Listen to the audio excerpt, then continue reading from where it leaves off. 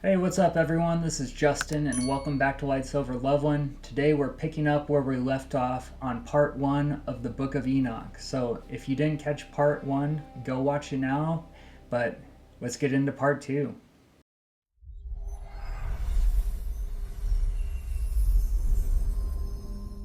Last time, we talked about the contact event.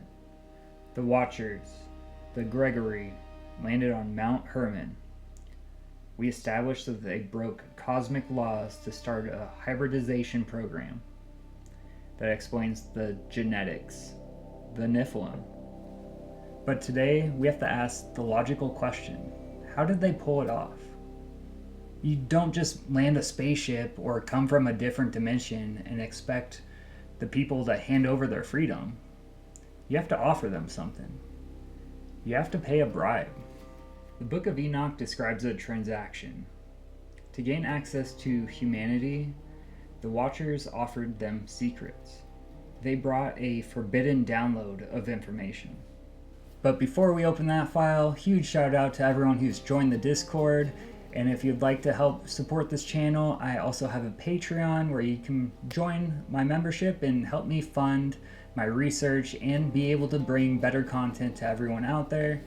So if you'd like to join any of those communities, links are down below. And also, if you'd like to help support, I have my merch store where you can pick out some awesome designs just like this. Links all down below. Let's get into the video.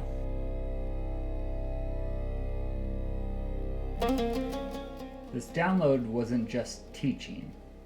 It was an accelerant. Imagine taking a smartphone and handing it to a caveman. It doesn't help them. It destroys their society. Enoch says they introduced technology, weaponry, and the ability to manipulate reality. It wasn't a gift. It was a virus. It crashed the human operating system. Today we're going to look at the specific files of that forbidden download. File A, warfare. File B, vanity. And file C, consciousness technology. And we're gonna see how civilization ended up collapsing. It starts with the heavy hitter, an entity named Azazel. If Semjaza was the politician of the group, Azazel was the defense contractor. Enoch specifically says Azazel taught humans how to make swords of iron, and knives, and shields, and breastplates. Now, why is that a big deal? Well, you have to understand where humans were at this point. Before this moment, human conflict was limited. You had sticks, stones, maybe some sharpened wood. It was small scale, it was personal. You couldn't wipe out a whole village with some sticks. Azazel introduced metal to mankind.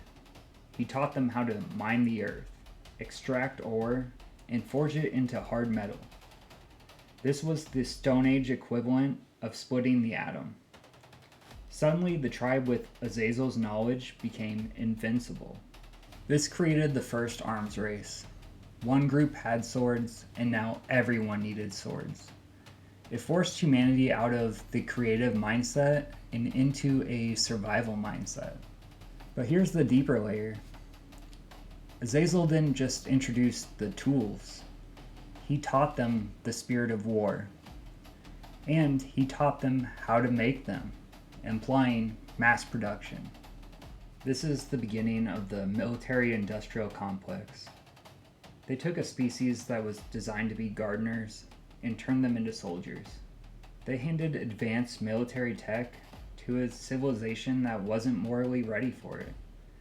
It's like the equivalent of giving a toddler a loaded handgun. The result wasn't protection, it was immediate global chaos.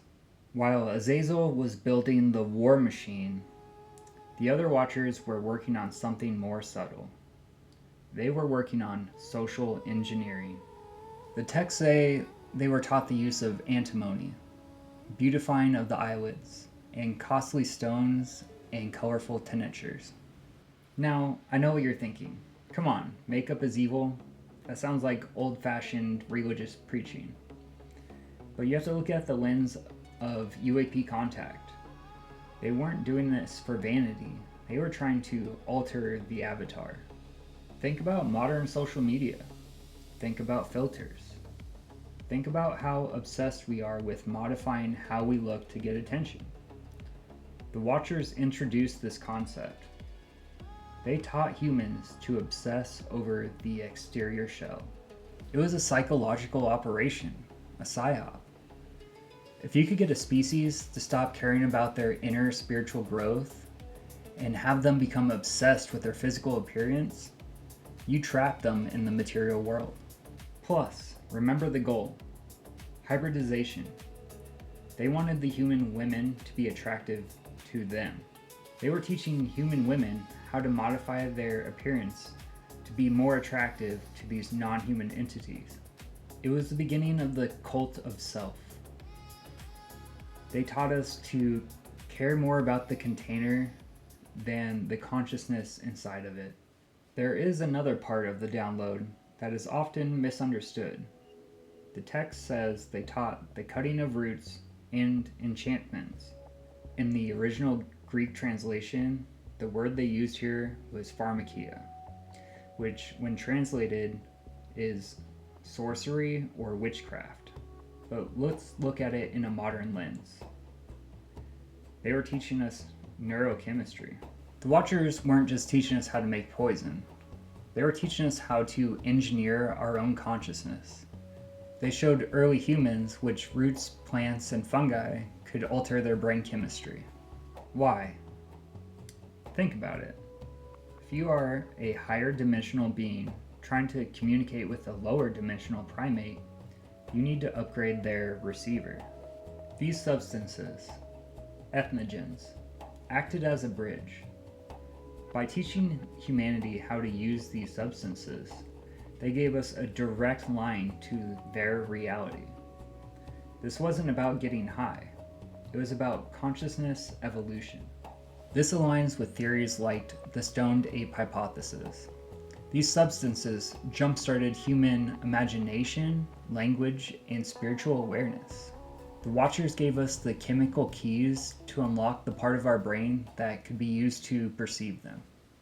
But like all the other gifts, it was dangerous. It opened the doors of perception before we knew how to close them. We were hacking the simulation with tools we didn't fully understand. Now let's zoom out. If you take all these things together, metallurgy, chemistry, astronomy, you solve one of the biggest mysteries in history. We call it the Great Leap. Mainstream history says for 100,000 years, humans were simple hunter-gatherers. And then suddenly, boom, we are building pyramids. We're tracking the precession of the equinoxes, and we're doing complex geometry. So how? The skeptical answer is humans are smart.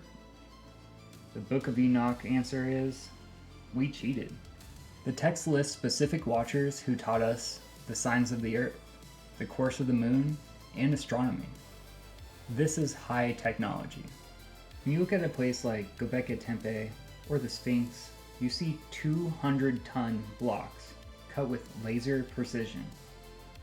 This is the residue that's left over from those forbidden downloads. But since this impossible knowledge was given and not evolved, we didn't respect it, and we used it to destroy the planet. So, let's summarize the transaction. First, Azazel gave us the weapons to kill each other. Second, Semjaza gave us the tools to modify the avatar. And third, the others gave us the chemistry to bridge the dimensions. It was the perfect storm. The Watchers created a world that was technologically advanced but spiritually chaotic. A world of warrior kings, high-tech sorcerers, and genetic hybrids. Does that sound familiar? It should.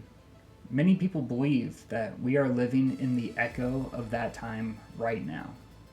But the Watchers didn't just leave us with the tech. They left us with the results of the genetic program, the offspring, the monsters that grew up in this chaotic world. If you're digging this deep lore, please hit that like button, comment, share, subscribe. We're on the road to 500 subscribers, and each and every single one of you I'm so appreciative of, and thank you so much for being here. And if you want to support the channel more, the best way to do so is to check out my new Patreon. Next time, we talk about the Nephilim, the hybrids, and why the Great Flood wasn't a punishment, but a necessary biological cleanup operation. Thanks for watching, keep looking up, and I'll see you all on January 2nd.